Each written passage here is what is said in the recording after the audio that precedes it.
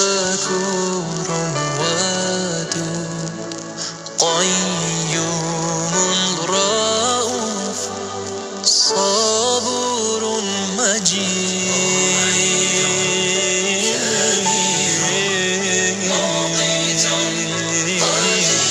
اللهم صل على محمد وآل محمد يا مسلمين صلوا عليه اللهم صل على محمد وصحبه يا مؤمنين صلوا عليه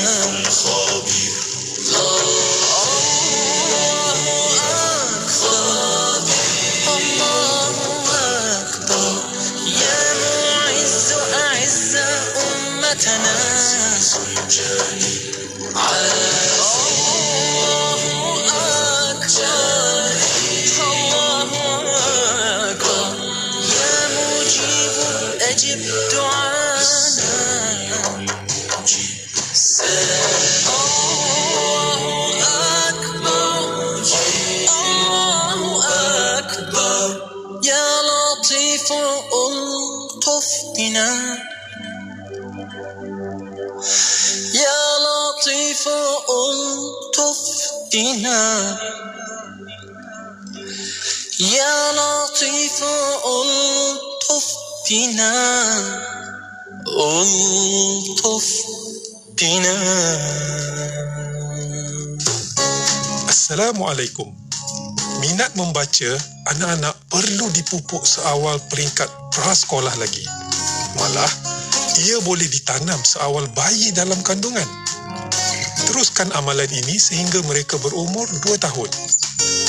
Bacakan buku cerita kepada mereka, terutamanya di waktu sebelum tidur.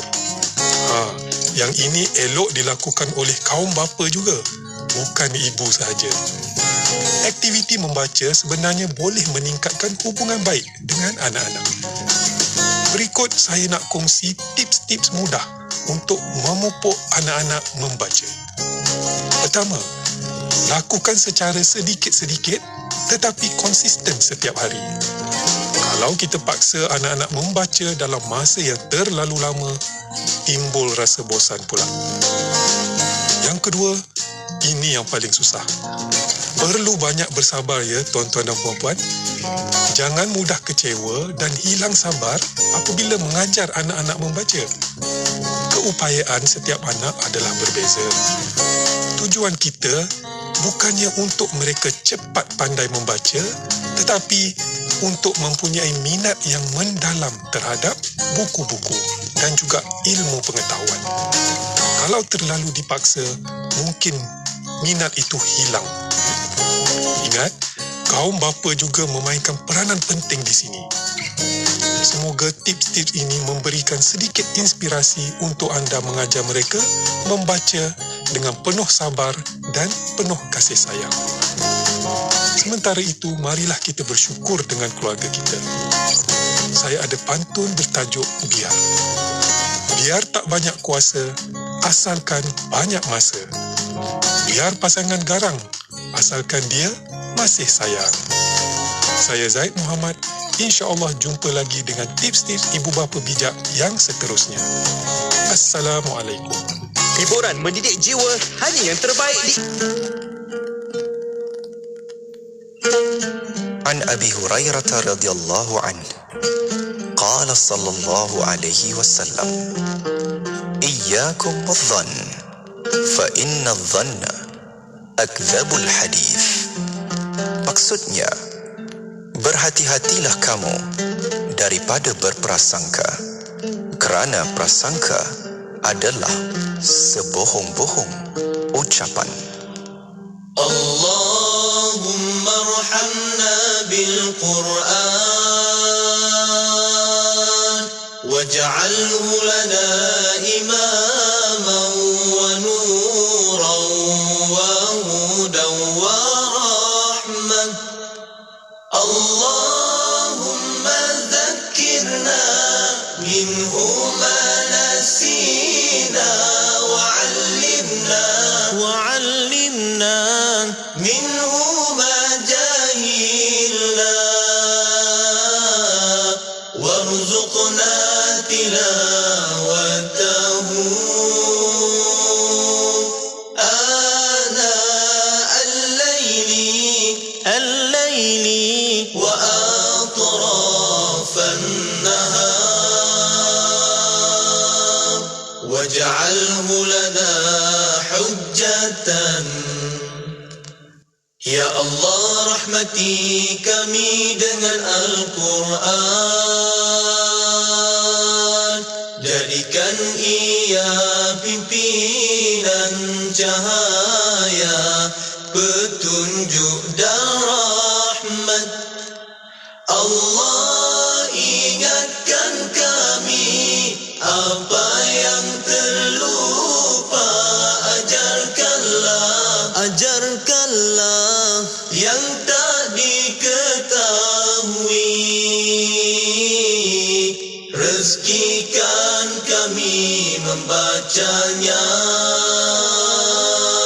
sepanjang malam, siang dan malam, sepanjang siang hari. Jadikan ia hujah kami. Ya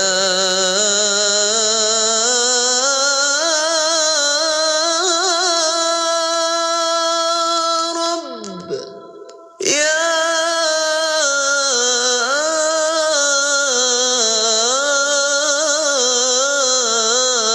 Rabbal Alamin.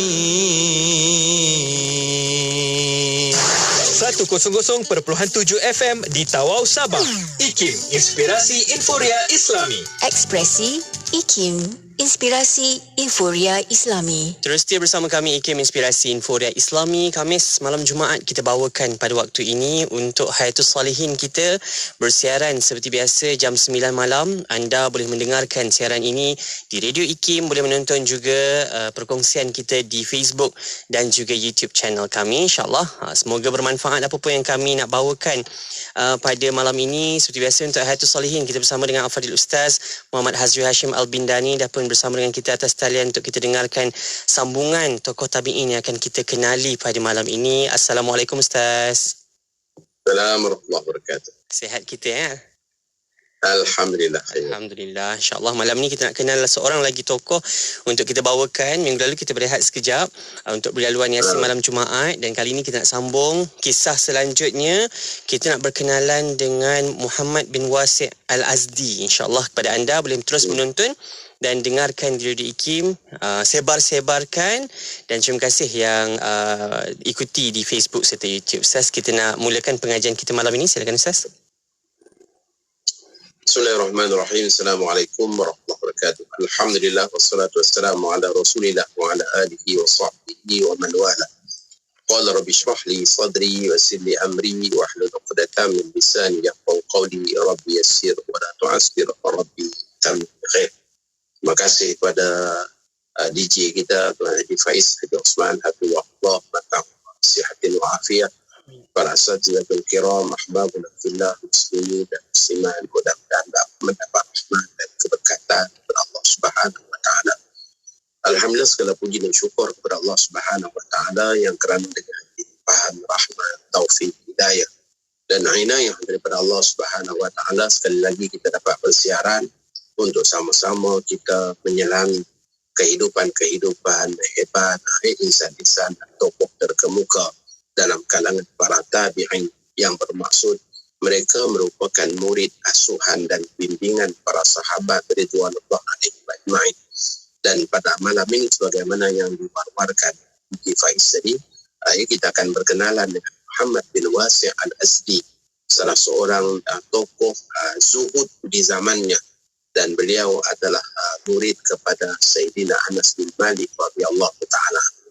Ya, bagaimana dalam pertemuan kita yang lalu kita berbicara juga dengan Muhammad bin Sirin, juga merupakan anak murid Sayyidina Anas bin Malik, ya, sehingga beliaulah yang mengebumikan Sayyidina Anas, solatkan jenazah Sayyidina Anas bin Malik.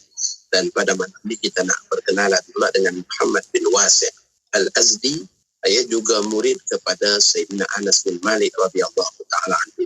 Cuma gambarannya kisah dia ni panjang, ya, dan kemungkinan ya 2 siri baru kita dapat, ya, baru kita dapat selesaikanlah kisah Muhammad bin Wasi' ni. Malam ni cuma kita katakan pengenalan awal bagaimana kepribadian dan ketokohan Muhammad bin Wasi'. Dari segi keilmuan dan sebagainya, insya-Allah mungkin siri lagi sekali. Ya, malam ini cuma gambaran awal. Ya, berkenaan dengan bagaimana yang dikatakan zuhudnya Muhammad bin Wasi' al-Azdi. Kisah kita kali ini berkisar di zaman pemerintahan Sulaiman bin Abdul Malik. Ketika itu Yazid bin al-Muhallab bin Abu Sufrah, salah seorang panglima tentera Islam dan gubernur Khurasan yang gagah perkasa, sedang mara bersama tenteranya. Angkatan ini berjumlah 100,000 orang, tidak termasuk angkatan sukarelawan yang cintakan syahid dan keredaan Allah Subhanahu wa ta'ala. Yazid ini bertekad untuk menakluki Jurjan, ya, sekarang ni Georgia, dan Tubristan. Salah seorang yang turut bersama barisan sukarelawan ialah ulama tabi'in yang terkemuka Muhammad bin Wasi' al-Azdi al-Basri. Ya, bermaksud beliau daripada Basrah,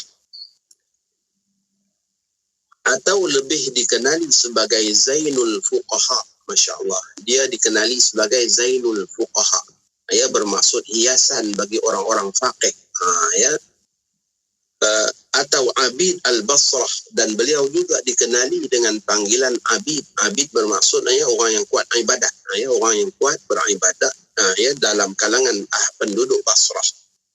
Muhammad juga adalah anak murid kepada sahabat agung Anas bin Malik al-Ansari radhiyallahu ta'ala anhu, yang merupakan khadam Rasulullah sallallahu alaihi wasallam. Dan Anas bin Malik ini merupakan sahabat yang terakhir meninggal dunia di Basrah. Ya, dengan meninggalnya Sayyidina Anas bin Malik, tidak ada lagi manusia yang bergelar sahabat, ya, di Basrah.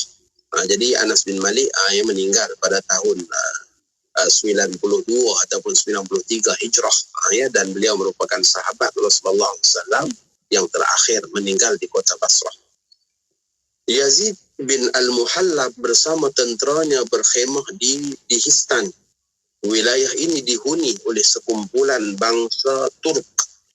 Mereka memiliki kekuatan yang hebat dan kubu yang kokoh.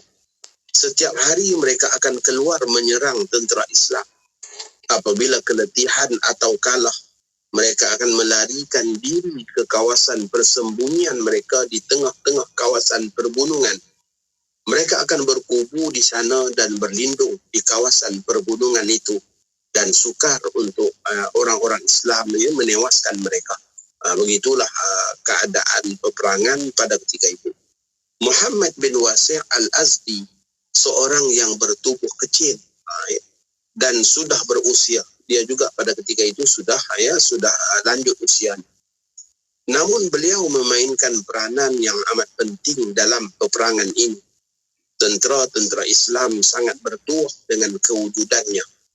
Mereka menikmati cahaya keimanan yang terpancar daripada wajahnya yang berseri dan nasihat-nasihatnya yang sangat bermakna. Masya Allah, ya. Beruntungnya kita dalam hidup ni apabila kita dapat berdampingan dengan para alim ulama. kita dapat berdampingan dengan para alim ulama. Ketika mana kita duduk dalam majlis-majlis ilmu, kita dapat belajar daripada para alim ulama, tetapi kita belum dapat bimbingan langsung, dengan arti kata bagaimana suluhan kehidupan. Tetapi beruntungnya mereka yang berkhidmat, beruntungnya mereka yang bersuhbah, yang bersahabat, yang kesana sini dengan para ulama. Maka pada ketika itu mereka akan dapat, kita katakan pengalaman yang sangat berharga, yang tak dapat ditebus dengan apa-apa nilai sekalipun, kerana pengalaman itulah yang akan mematangkan kita dalam kehidupan.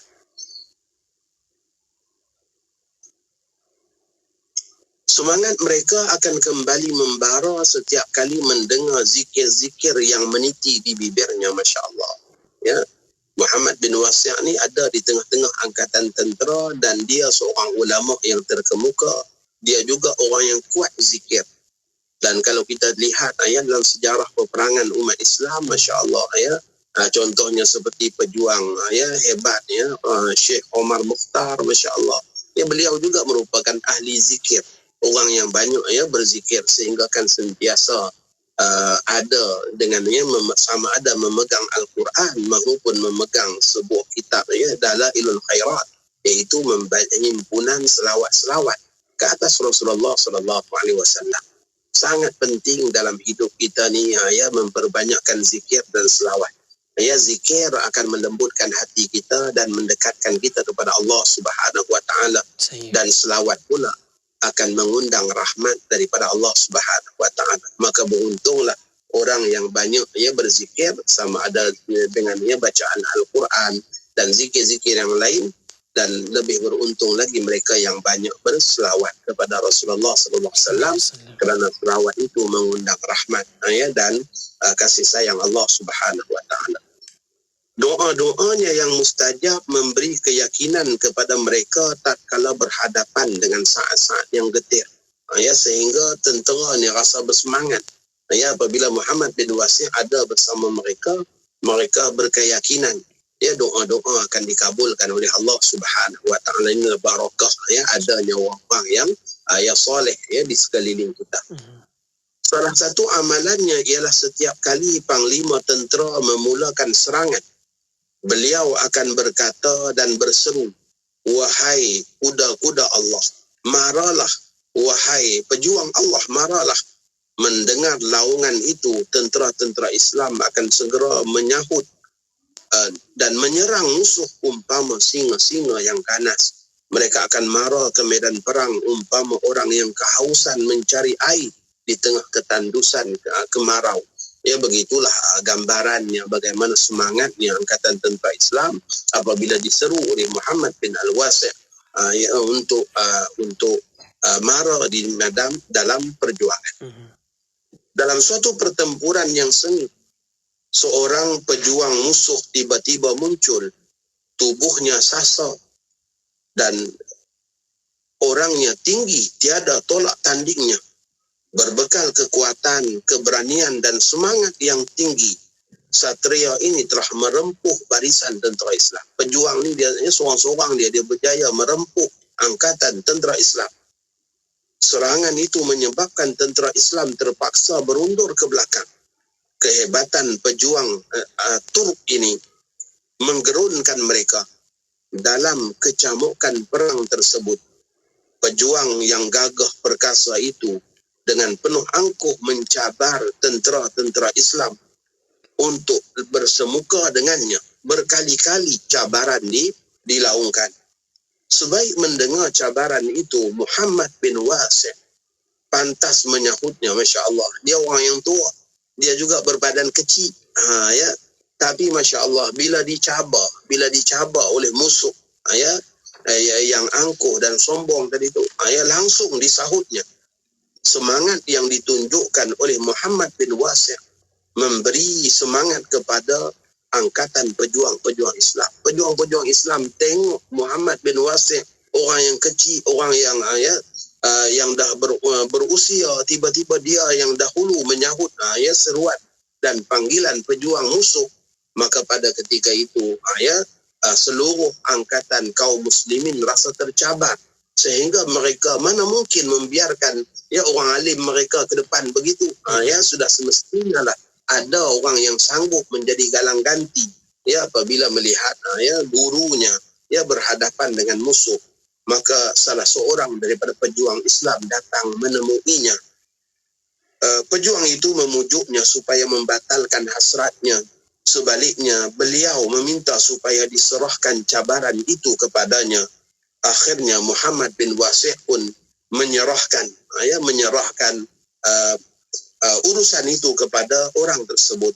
Beliau mendoakan semoga pejuang Islam yang panglima Islam yang gagah yang ingin menggantikan beliau ini beroleh kemenangan dan diberi bantuan oleh Allah Subhanahu wa taala.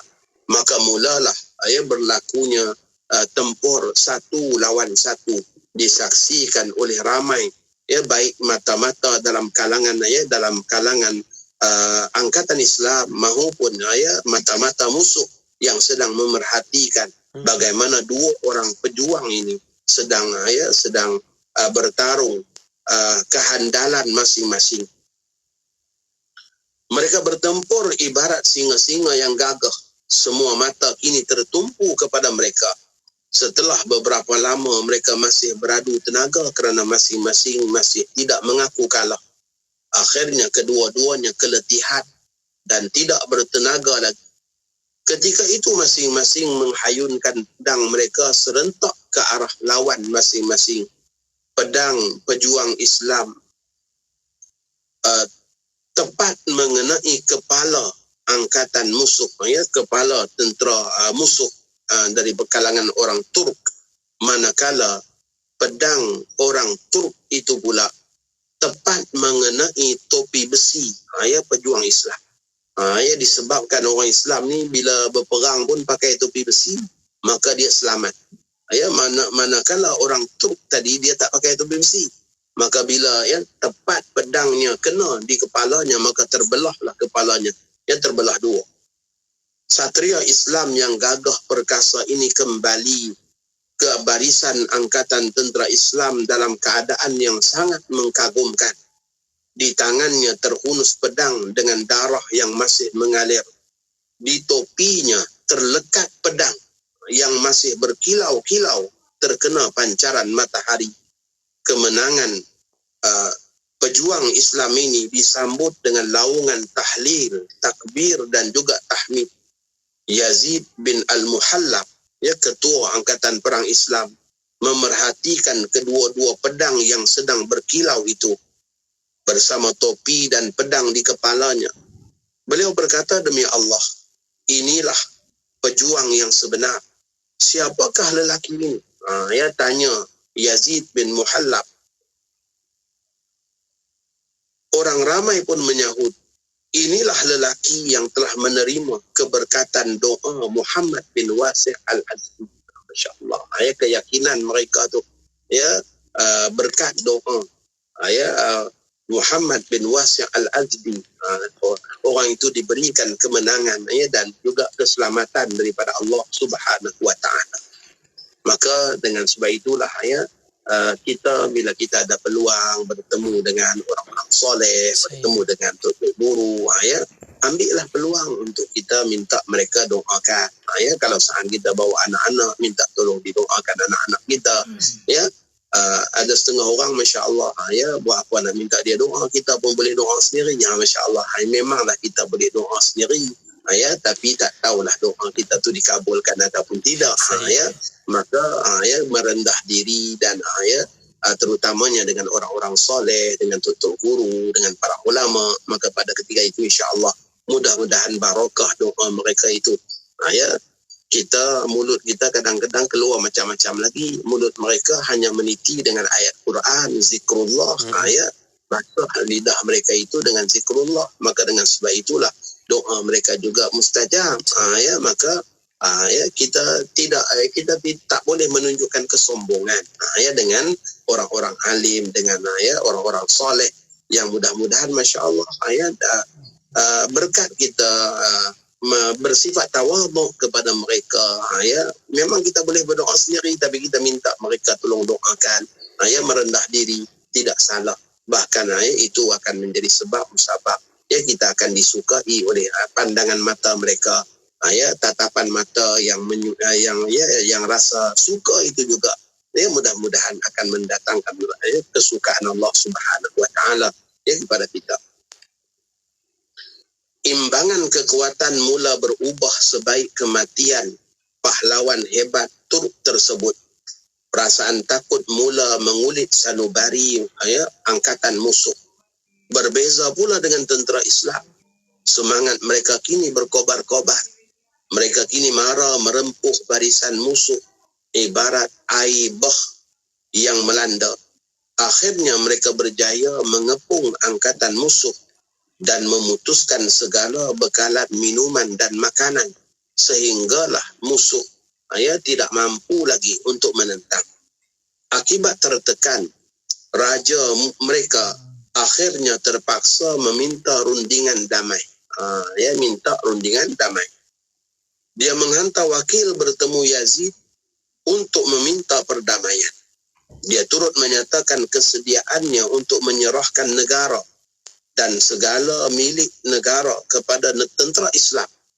Cuma dengan syarat tentera Islam menjamin keselamatannya dan juga ahlinya.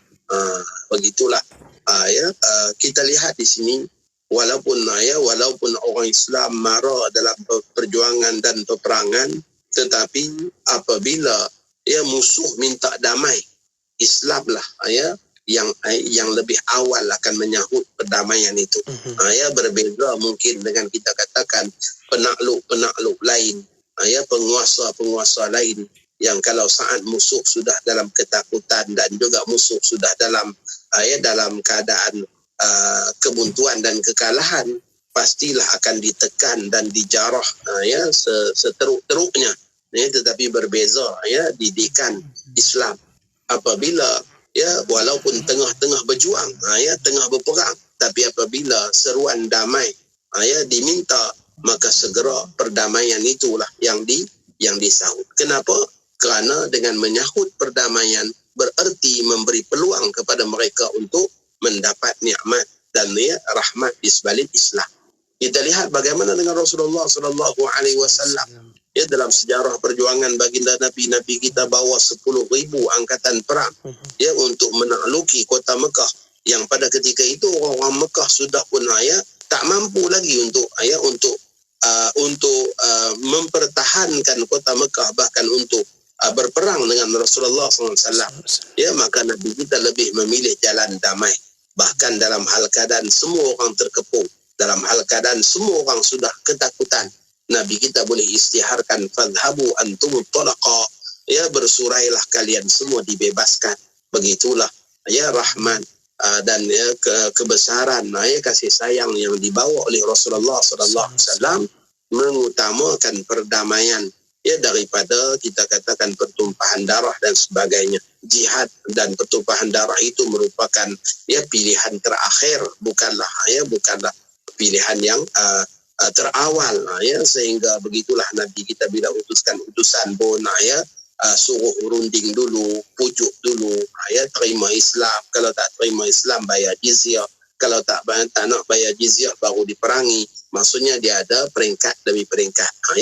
Yang saat musuh sedia untuk berdamai, maka orang Islam lah menunjukkan akhlak mereka yang terbaik dalam berdamai. Yazid menerima perdamaian dengan syarat raja itu perlu menyerahkan kepadanya 700,000 dirham bayaran secara ansuran dan 400,000 dirham secara tunai. Masya Allah. Selain itu, raja tersebut juga perlu menyerahkan 400 ekor kuda yang membawa rempah ratus dan dibawa oleh 400 orang lelaki, dengan setiap seorang membawa seuncang perak dan memakai burnus. Burnus ni pakaian jubah yang ada yang bertopi tu, jubah yang bertutup kepala. Yang terbuat daripada sutra, dan di luar burnus ini pula dipakaikan selendang daripada sutra dan salinan sutra untuk dipakaikan kepada isteri-isteri tentera-tentera Islam. Ya, begitulah syarat yang diletakkan oleh Yazid. Apabila peperangan mula reda, Yazid bin Al-Muhallab berkata kepada perbendaharaannya, nilaikan semua harta perolehan perang supaya kita boleh berikan kepada mereka yang berhak. Pihak perbendaharaan pun cuba menilai semua harta itu, namun mereka tak berupaya. Ya, kerana terlalu banyak harta yang terkumpul. Akhirnya harta itu dibahagikan kepada semua tentera Islam secara tolak ansur. Ya, secara bertolak ansur aja. Ya, maksudnya bukanlah dengan kita katakan pembahagian yang detail. Ya, tidak, secara tolak ansur aja. Ya, ada orang yang dapat yang ni, ada orang yang dapat yang lain. Begitulah hal keadaannya. Di antara harta yang diperolehi oleh tentera Islam adalah satu mahkota yang bertapahkan emas tulit. Ya, mahkota ni ya, benda yang diletakkan atas kepala. Ya, yang diperbuat daripada emas tulit, masya-Allah. Berhias intan permata dan diperbuat dengan ukiran yang amat indah dan menarik. Semua mata tertarik memandang kepada mahkota tersebut. Mereka kagum dengan kilauan batu-batu permata ya, yang sangat indah dan ya, emas yang sangat mahal yang ada padanya. Yazid memegang mahkota ini dan mengangkatnya tinggi supaya semua yang hadir boleh melihatnya. Yazid berkata, apakah pandangan kamu ada orang yang akan menolak mahkota ini? Ya, kata Yazid, ya, apa pandangan kalian kalau ada lagi orang tolak mahkota yang macam ni, ya, yang sangat indah, yang sangat mahal, ya. Hadirin berkata, moga Allah mengasihi Tuhan. Siapakah yang akan menolak mahkota seperti ini? Takkan ada orang tolak. Ya, semua orang kata takkan ada orang yang menolak ya, pemberian ya, mahkota yang sangat berharga sedemikian. Yazid berkata, kalian akan lihat nanti. Ya, dia akan buktikan benar masih ada orang yang takkan ambil mahkota tersebut. Masih ada dalam kalangan umat Nabi Muhammad SAW ini yang akan menolak mahkota seperti ini. Malah dia akan menolak seluruh isi bumi. Ya, bahkan orang macam ni, kata Yazid, dia bukan tolak mahkota ni aja, isi bumi ini pun dia tak nak. Ya, ini makna zuhud. Ya, orang yang meninggalkan dunia semata-mata untuk mendekatkan diri kepada Allah Subhanahu Wa Taala. Ya, dan kalau kita belajar kitab Penawar Bagi Hati, ya, dalam ilmu tasawuf, ya, zuhud ini dia ada peringkat-peringkatnya.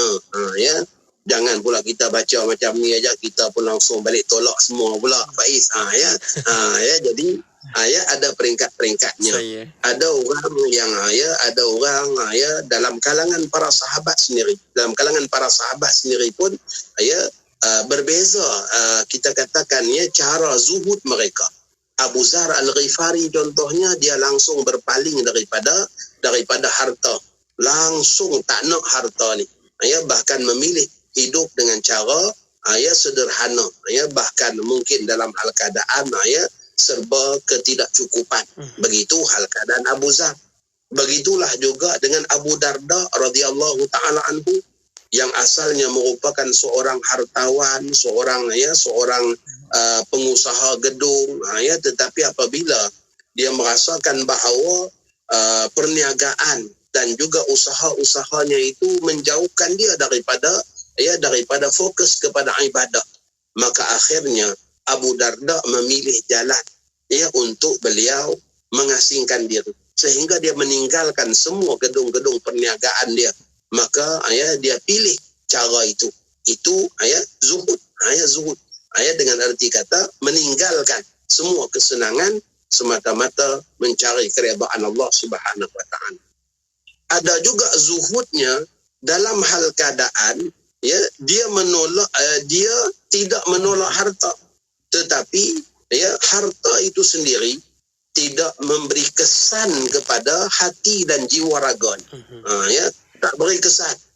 Ya, kadang-kadang hari ini masya-Allah ya ada yang tabung derma ikhlas lalu depan. Ya, tabung tu tulis aja derma ikhlas. Kalau tak ikhlas pun dia telan juga. Ya, bukan kalau kita bagi tak ikhlas tu dia keluar balik, tidak. Ya, tak ikhlas pun dia telan juga. Nama aja tabung tu derma ikhlas. Ya, jadi ya, bila lalu aja tabung tu orang lain pakat masuk semua, ya, maka rasa segan pula kalau tak masuk. Ya, letak tangan dalam poket yang keluar pun ada 50 saja. Tapi sebab segan masuk juga. Ya, masuk. Tapi dalam hal keadaan rasa kecewa. Ya, rasa kecewa pun ada. Ya, rasa Allah ruginya. Ya, jadi begitu hal keadaannya. Ya, maksudnya apa? Bagi, tapi ada ya harta tadi itu sudah terkesan di jiwa. Ya, dengan arti kata ya rasa menyesal, rasa sayang tu lebih. Ya. Maka ada dalam kalangan manusia yang dia bagi banyak mana pun dia tak ada rasa apa. Ya, walaupun dia ni harta banyak dan dia tak melarikan diri daripada harta. Ya, dia tak macam Abu Zar, dia tak macam Abu Darda. Ya, yang terus mengasingkan diri dan menjauhkan diri daripada kekayaan dan juga kemewahan. Ya, contohnya ialah seperti Sayyidina Abdul Rahman bin Auf. Ya, contohnya seperti Sayyidina Osman bin Affan. Abdul Rahman bin Auf yang balik dengan hasil jualan yang begitu banyak, ya, tetapi tidak terkesan apabila Sayyidah Aisyah radhiyallahu taala anha mendengar bunyi derapan unta yang balik, ratusan unta yang bawa syarat dengan muatan, maka Sayyidah Aisyah tanya, bunyi apa tu? Ya, maka orang maklumkan itulah bunyi derapan telapak kaki unta Abdul Rahman bin Auf yang pulang bawa harta yang sangat banyak, hasil dagangan yang sangat besar. Maka kata Sayyidah Aisyah, ya, moga-moga Allah memberkati Abdul Rahman bin Auf dan sesungguhnya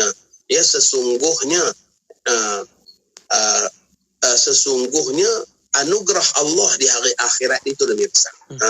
Ya, lebih besar. Anugerah Allah di hari akhirat lebih besar. Maka ada orang langsung datang maklumkan kepada Abdul Rahman, ya, wahai Abdul Rahman, beruntunglah kamu balik dengan keuntungan yang besar. Kemudian Ummul Mukminin Sayyidah Aisyah doakan pula agar Allah berkatkan kamu.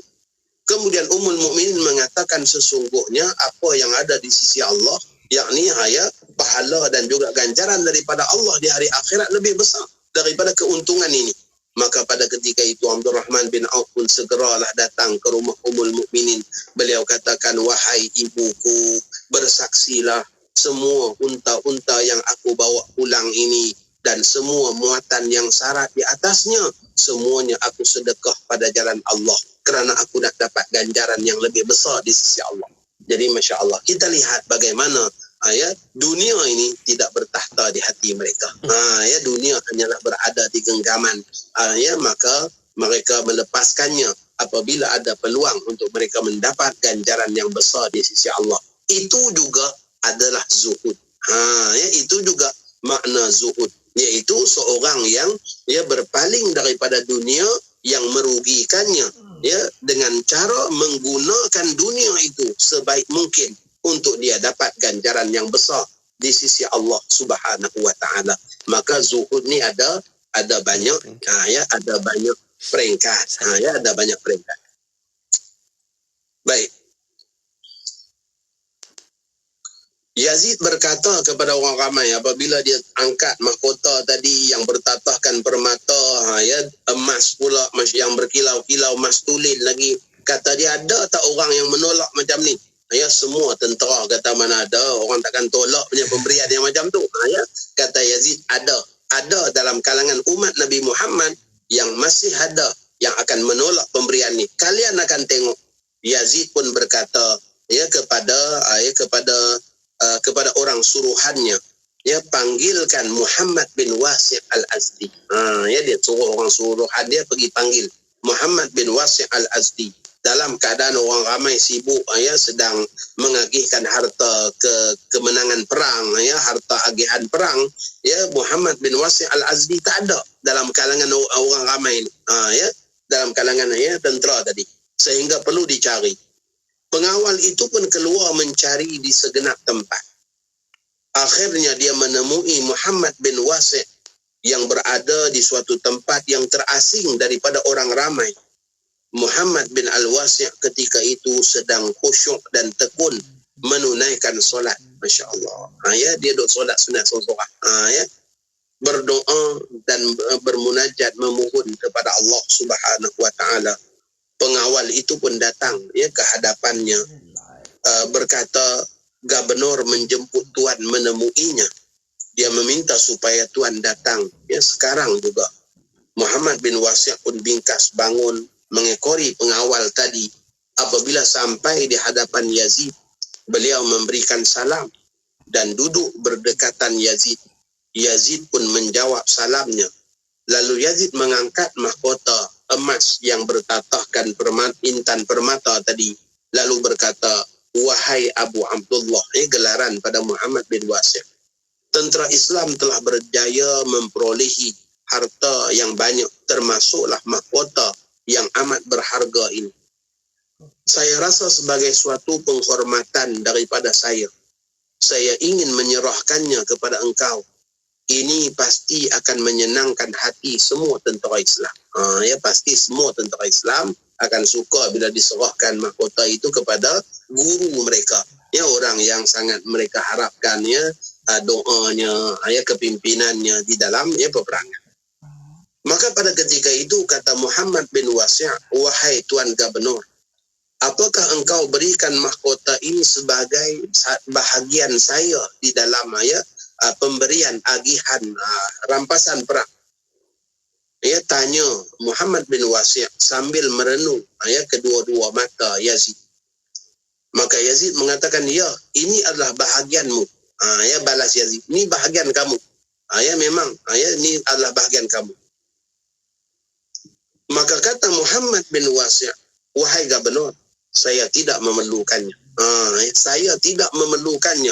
Terima kasih kepada Gubernur dan terima kasih kepada semua angkatan perang. Saya tidak memerlukannya. Maka ya kata Yazid, "Demi Allah, aku bersumpah kamu mesti mengambilnya." Masya Allah. Ya, dipaksa juga. Ya, demi Allah, kamu mesti mengambilnya. Apabila mendengar sumpah Yazid, Muhammad bin Wasi' al-Azdi pun ya menerima mahkota tadi dengan berat hati dan kemudiannya meminta izin untuk berundur. Ya, dia pun terima dan berlalu. Hadirin yang tak berapa kenal, ialah ramai angkatan tentera sampai ratusan ribu, ya 100,000. Bukannya semua orang dapat kenal. Ya, orang-orang yang dekat mungkin kenal. Ya. Hadirin yang tidak mengenalinya berkata, "Dia telah membolot mahkota ini dan terus pergi begitu saja." Ya, ada orang kata macam itulah. Yazid memerintahkan seorang hamba supaya mengekori dan mengintip Muhammad bin Wasi' supaya dia dapat melihat apa yang dilakukan oleh Muhammad terhadap mahkota yang baru diberikan. Masya Allah. Ya. Mungkin kalau zaman kita ni ya entah ya, mahkota sekilo emas ini entah berapa ratusan ribu ya nilainya. Setelah itu disampaikan berita ya. Jadi Yazid ni pesan pada hamba ni, cuba ekori Muhammad bin Wasi', tengok apa yang dia buat, nanti balik beritahu. Muhammad bin Wasi' terus berjalan dengan mahkota masih di tangannya. Tiba-tiba seorang lelaki yang kelihatan dalam keadaan selekeh dan kusut masai menahannya. Lelaki ini berkata dan meminta, "Berilah sedekah daripada harta Allah." Ya, orang ini minta sedekah pada dia. "Bagilah ya, saya sikit sedekah daripada harta Allah." Lantas Muhammad bin Wasi' menoleh ke kanan dan ke kiri dan ke belakang. Dia pun toleh sana sini, tengok tak ada siapa. Ya. Apabila beliau pasti tiada siapa, maka beliau pun memberikan mahkota itu kepada orang yang meminta itu. Masya Allah. Ya, bagi mahkota itu kepada orang yang meminta. Ya. Maka orang yang meminta ni, ya, kita bagi dia harta, tapi sebenarnya ya, dia bila kita bagi dia harta, Allah beri kita kurnia ya dengan pahala, dan juga Allah beri kita kurnia dengan ya berbagai-bagai lagi. Ya, sebab itulah Nabi kita katakan, ya, rawatilah sakit kalian dengan sedekah. Ya, rawatilah sakit kalian dengan sedekah. Maksudnya apa? Ya, sedekah tu salah satu sebab yang boleh menyebabkan kita ni sihat. Ya, salah satu sebab ya yang menyebabkan kita sihat. Maka ya di antara amalan ya para ulama ya, mereka suka sedekah daging segar. Ya, daging segar, suka disedekahkan daging segar. Ya, bila dalam keluarga dia ada yang sakit dan sebagainya, maka dia sembelih seekor kambing contohnya, kemudian ya diedarkan daging tu, dihadiahkan pada orang fakir dan sebagainya. Ya, mudah-mudahan jadi sebab musabab ya kesembuhan. Itu di antara apa yang diamalkan ya oleh orang-orang soleh di zaman dahulu. Mereka suka bersedekah ya, terutamanya dengan sedekah daging. Zaman kita ni pun patut juga kita buat sedekah daging. Sebab apa? Ya, sekilo daging pun dah dekat RM40. Ya, jadi ya, besar tu nilai tu. Ya, maka mungkin ada dalam kalangan ya orang fakir ni jarang-jarang dapat makan daging. Ya, kalau sekilo RM40 ya, beli ayam dah dapat 3 ekor. Ya, lebih baik lagi beli ayam ya daripada dia beli daging. Ya, maka dengan sebab tu bila dia dapat daging tu dia rasa bernilai sangat. Ya, maka dengan sebab itulah bila masuk musim korban contohnya, kita tengok macam mana ya sukanya ya orang-orang yang menerima pemberian ya daging yang mentah tadi ya, kerana ya jarang-jarang dapat ya daging. Jadi Muhammad bin Wasi' ni ya, bila tengok tak ada orang aja dia langsung bagi mahkota tu ya, ratusan ribu punya nilai tu kepada fakir ya, fakir miskin tadi. Lantas Muhammad ya bin Wasi' memberikan mahkota itu kepada orang tadi. Lalu ya beliau pun berlalu dengan penuh gembira, masya-Allah, seronok dia ya, sebab apa? Ya, telah beban tu dah tak ada dah. Ya, sebab duk bawa tu dia anggap sebagai beban ya. Seolah-olah beliau telah melepaskan beban yang telah dipikulnya. Hamba Yazid pun memegang tangan peminta sedekah tadi. Ya, pengawal yang ikut tu ya, dia pegang tangan orang minta sedekah tu yang sedang memegang kita katakan mahkota. Dia membawanya menghadap Yazid dan menceritakan apa yang telah berlaku. Yazid pun mengambil mahkota tadi daripada peminta sedekah itu dan menggantikannya dengan pelbagai ya harta yang disukainya dengan nilai. Maksudnya dibeli baliklah mahkota tu. Ya, dibeli balik. Selepas itu Yazid memandang ke arah semua tenteranya dan beliau berkata, "Bukankah telah saya katakan masih ada lagi dalam kalangan umat Nabi Muhammad sallallahu alaihi wasallam seorang yang akan menolak mahkota ini, malah akan menolak apa sahaja yang seumpama dengannya.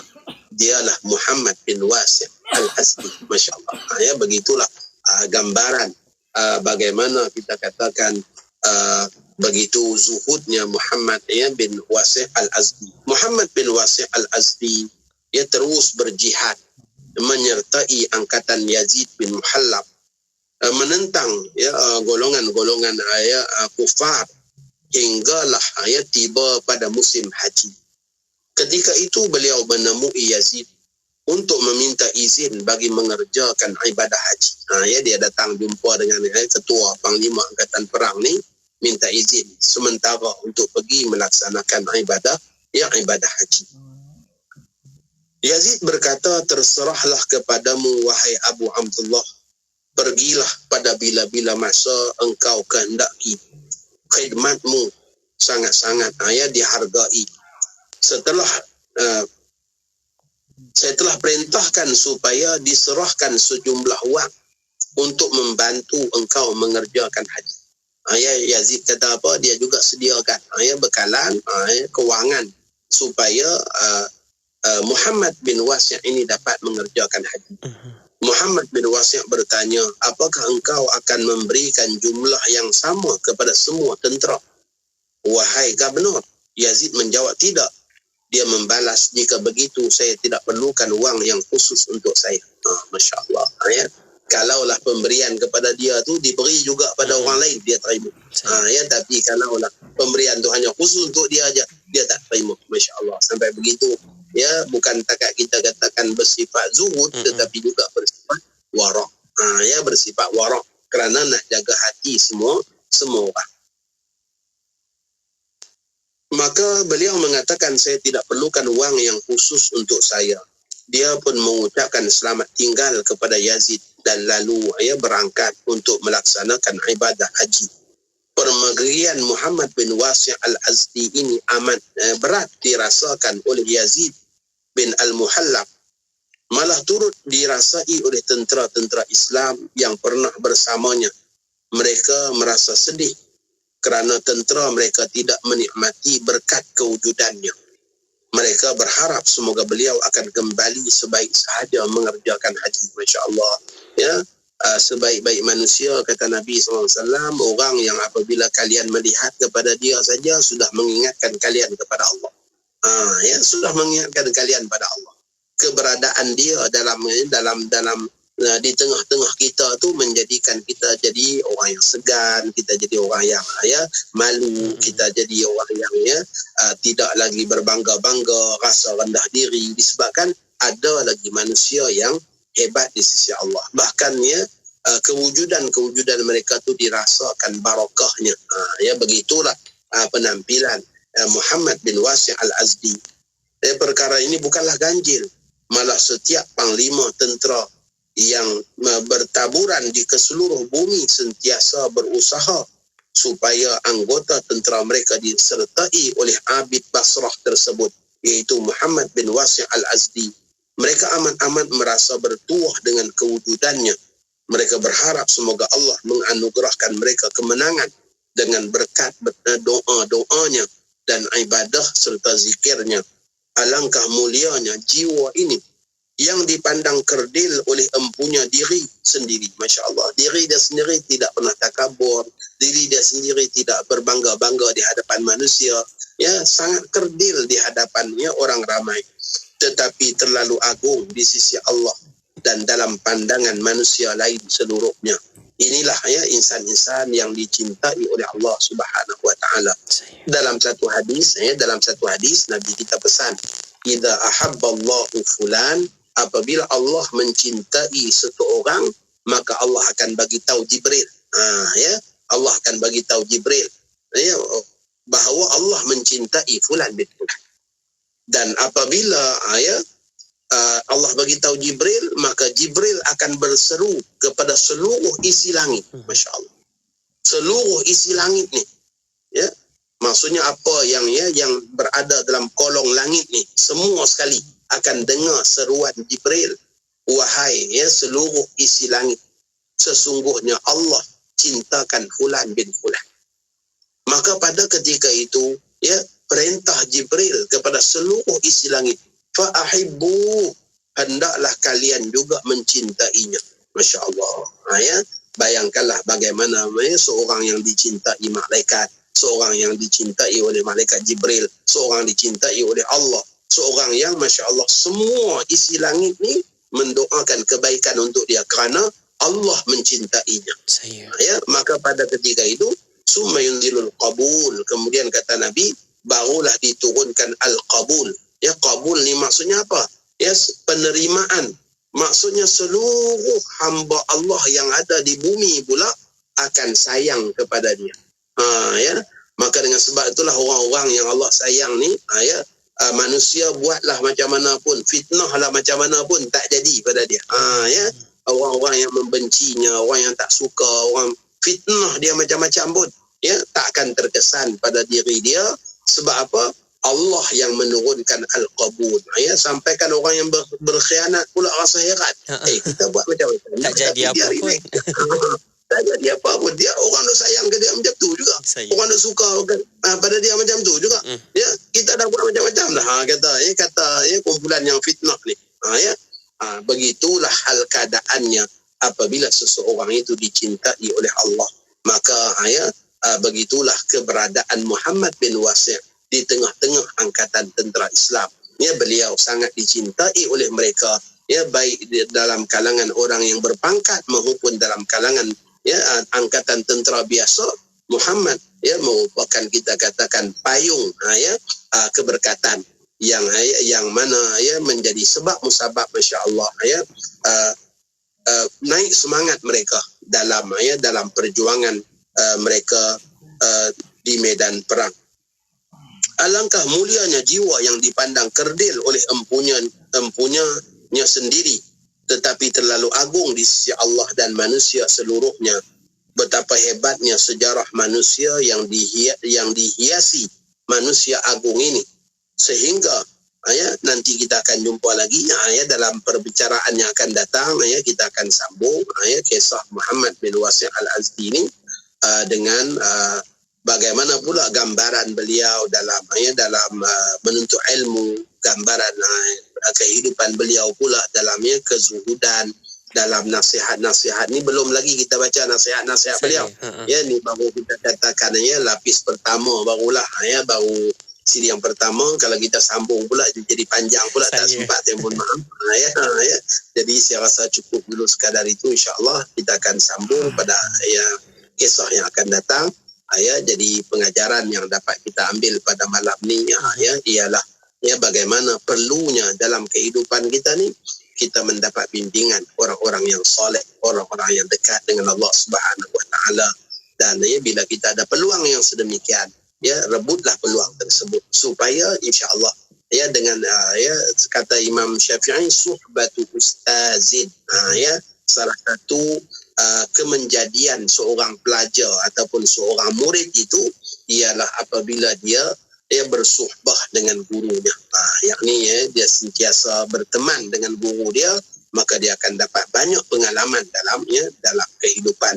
Begitulah yang telah ditunjukkan oleh Muhammad bin Wasi' Al-Azdi ni kepada angkatan-angkatan tentera Islam yang bersuhbah dengan beliau daripada satu medan ke satu medan ke satu medan. Jelas beliau seorang ahli zikir, beliau seorang ahli abid yang kuat ibadah, dan beliau tidak sangat kita katakan tertarik kepada harta dan juga kekayaan yang diperolehi dalam medan perang. Yang dicari hanyalah keredaan Allah Subhanahu Wa Taala. InsyaAllah kita akan sambung dalam pertemuan yang akan datang. Terima kasih banyak pada DJ Faiz dan juga pada semua rakan-rakan kita yang mengikuti pengajian pada malam ini, yang tulis-tulis balik poin-poin penting dan sebagainya. Masya Allah, komen-komen semua menyebabkan kita rasa majlis kita hidup. Kadang-kadang kuliah online ni kadang-kadang rasa macam talqin jenazah. Sepi. Sepi je dah walaupun memanglah ada manfaat. Talqin tu ada manfaat kepada jenazahnya, tapi sebab tak berbalas. Maka bila ada kawan-kawan yang buat catatan dan sebagainya tu, kita rasa macam hidup majlis tu. Alhamdulillah. Terima kasih banyak. Allah. Terima kasih Ustaz, jazakallah khair untuk perkongsian kita kali ini. Kita kenal Muhammad bin Wasi' Al-Azdi, yang memang ini baru sikit kita kenal tentang ketokohan beliau, tentang sifat zuhud yang ditunjukkan dalam diri Muhammad bin Wasi' ini. InsyaAllah kita nak kenal lagi Abidul Basrah ini, InsyaAllah pada siri akan datang. Perkongsian kita Khamis 9 malam, kita nak ikuti sambungan, kita nak dengar mutiara kata dan juga nasihat-nasihat daripada beliau untuk kita jadikan panduan kehidupan kita. Terima kasih banyak Ustaz untuk kesempatan ilmu kita kali ini. InsyaAllah semoga diberkati, semoga diberikan kesihatan yang baik Ustaz untuk sama-sama kita minggu hadapan insyaAllah. Jumpa lagi. Assalamualaikum Ustaz. Assalamualaikum warahmatullahi wabarakatuh. Buat anda teruskan setia bersama kami, dengarkan IKIM ulangan Hayatul Salihin kita bawakan pada setiap hari Sabtu jam 9 malam. IKIM Inspirasi Inforia Islami. Ketahui bila segmen-segmen kegemaran anda akan ke udara di Radio IKIM. Layari www.ikim.my dan klik di ruangan radio. Terdapat juga info-info menarik mengenai personaliti Radio IKIM. IKIM Inspirasi Inforia Islami.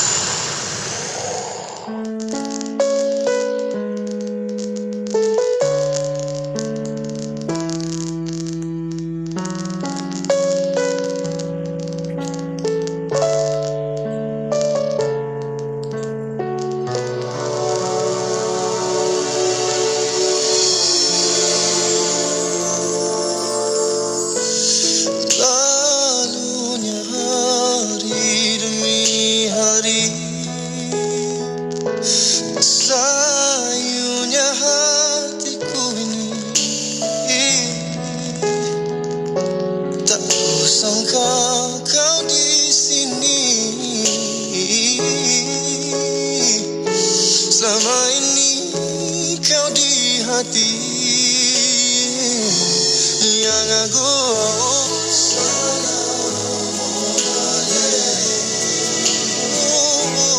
Yang agung.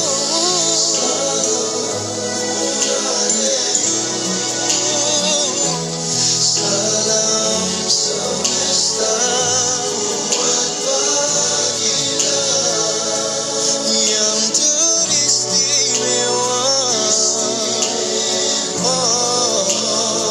Ya Rasulullah.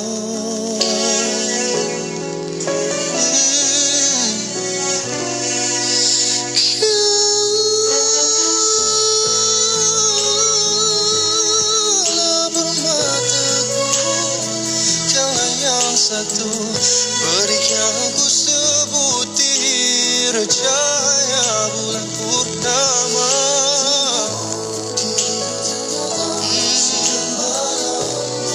Hanyut di dalam hayalan, ku mendoakan tak pernah ku lupakan dirimu.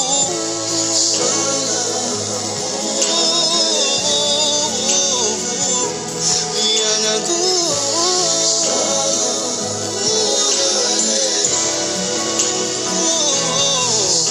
Salam semesta buat baginda yang teristimewa.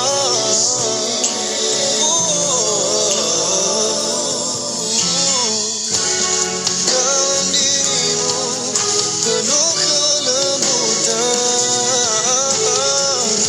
semakin hari makin rinduku padamu. Tanpamu ku sayu, ku mohon nanti dapat ku bersamamu. Agungnya wajahmu ya Rasulullah, agungnya pandanganmu.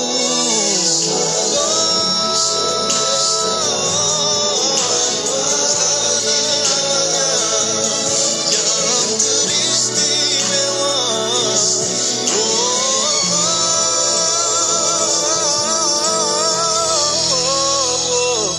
Selama-lamanya ya Rasulullah.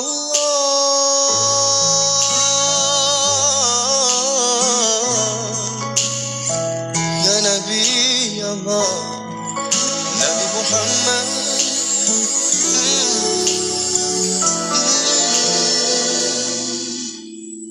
Keagunganmu.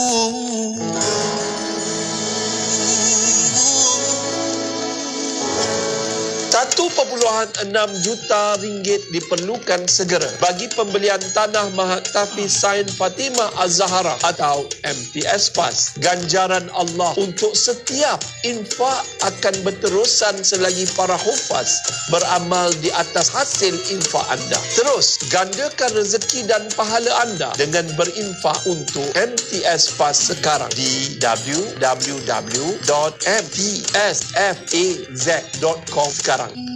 Allah Subhanahu Wa Taala berfirman yang bermaksud, patutkah mereka bersikap demikian? Tidak mahu memikirkan, iaitu mentadabbur isi Al-Quran? Kalaulah Al-Quran itu datangnya bukan dari Allah, nescaya mereka akan dapati perselisihan yang banyak di dalamnya. Surah An-Nisa ayat 82. Manusia perlu melakukan tadabbur dengan meneliti dan menghayati isi kandungan Al-Quran secara mendalam agar petunjuk yang diberikan Allah Subhanahu Wa Taala dalam kitab suci Al-Quranul Karim itu dapat memperteguhkan keimanan kita kepada Allah Subhanahu Wa Taala. Bermula April ini, ikuti rancangan tadabbur bersama penyampai anda Nur Hayati Paradi dan tetamu Ustaz Muhammad Syahri Abdul Rahman. Setiap Jumaat pukul 11 pagi, teguhkan iman dari suluhan Al-Quran dalam rancangan tadabbur di IKIM Inspirasi Inforia Islami. Hiburan mendidik jiwa hanya yang terbaik di IKIM Inspirasi Inforia